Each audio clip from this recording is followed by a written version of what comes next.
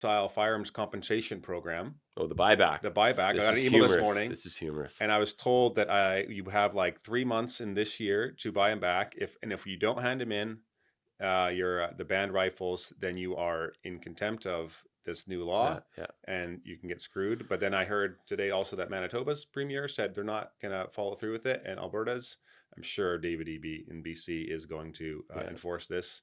But this is wild to me. Like you're only gonna get the guns back from the honest Did people, you hear how many they got back? 12,000.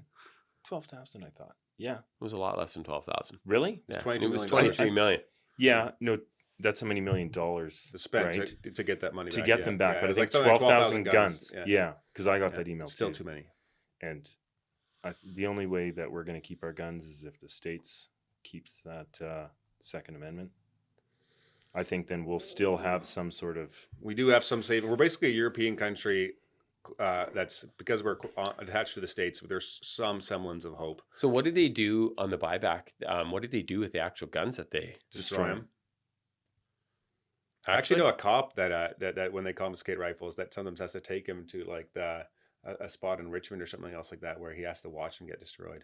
Oh, really? Yeah, and he said there's some sick rifles. Yeah, I bet that get destroyed. Yeah, yeah. I think it's just. Yeah, I think if the States didn't have a Second Amendment, our guns would have been gone a long time ago. So I did ask myself the question about this, like about people that have restricted firearms, about giving them back or not. Like, what would the Christian thing to do? Like, if somebody came to Jesus and said, "Hey, definitely give them back. Give to Caesar and to Caesar's," you got to follow the law. Oh man.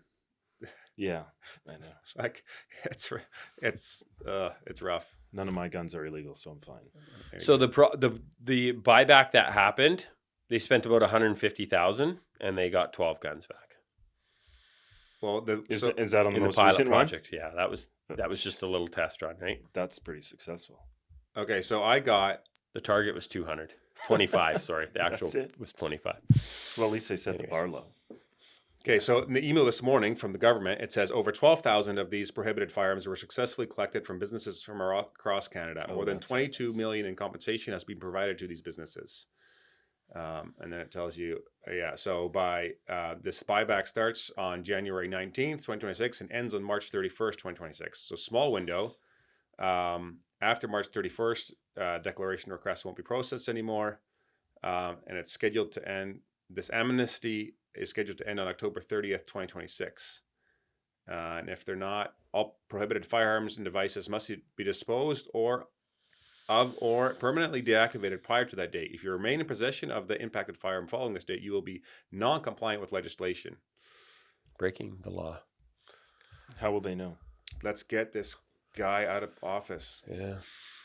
Well, they know who has, it's all registered who has restricted firearms. Restricted, yeah. But they've made some of these restricted. Yeah, so then I guess they wouldn't know. No, they wouldn't have a clue. Yeah. No, it's totally based on the honor system.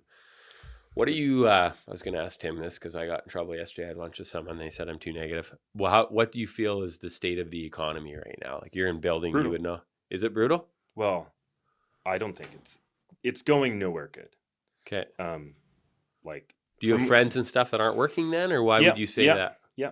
Okay. I've seen that. I think, well, what I see is like the amount of empty condos that you have towards a city, the amount that we have being built here in Chilliwack is insane to me.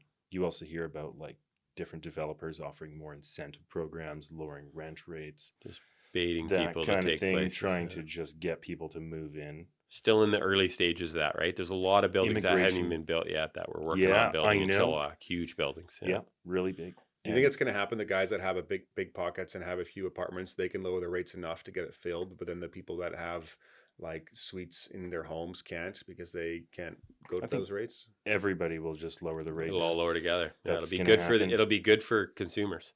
Yeah. It'll be deflationary, but horrible for our economy. Yeah, and that's the only thing we have in our economy. It's real estate. Real estate. It's a real estate. Like we basically agreed to pay each other insane amounts of money for our houses, and so it's a Ponzi scheme that we're all just like agreeing together. Until the one Imagine you're falls. a realtor and you get percentage off all these sales. Oh man, we don't want the housing prices to fall. We don't want the housing prices to fall. Less commission. They're the ones who are pushing it. Yeah, they are pretty bad. I would agree with you. Yeah, It's not the most honorable profession. There are great realtors and very honorable realtors, but there's some that are total snakes. I think it's heading nowhere. Great. What else do we have to support our economy? Nothing. Oil Housing. and gas. Yeah, oil Well, and gas. we have that, but Drill, we don't baby, use drill. that. No, we don't. We don't use that. I don't think we will either. It'd be the only Yeah. reason I'd ever really want to be involved in politics at a higher level. To would get be that push done. things like Yeah. that, to build pipelines, to get our infrastructure in place, We could rebuild, be so build new wealthy. highways. Like let's go back to what built this country. Yeah, we could be so wealthy. Yeah, we could be. So, I think we should end on that. We could be so wealthy. Yeah. Okay. Everybody that listens to this wants to be really wealthy. That I know for sure. If you have feedback, send it in. Send questions in. You go to my website, furiouslycurious.co, and you scroll to the bottom, hit podcast question. You can ask questions anonymously. If you don't care that it's anonymous or not, you can just send me a DM on social media. I think that's it. Oh, also, the Furiously Curious show is going to be moving to a new feed on Spotify and Apple Podcasts. And so the Briefcase in the Barn will have its own feed, and then the Furiously Curious show will have its own feed. So got some really good interviews there that have been going up and got more coming up. So anyways, thanks for listening. Tim. Hey guys, if you enjoyed that episode and were blessed by it, would you be willing to support the show? That would help a lot in creating more content, improving the quality of the content, putting the production value, getting more guests on, and me being able to spend more time and energy towards it. So if you're interested in doing that, you can click up here and it'll take you to a support page. But you can also subscribe to the podcast by clicking over here and doing that. Thanks again for listening, and I'll catch you on the next one.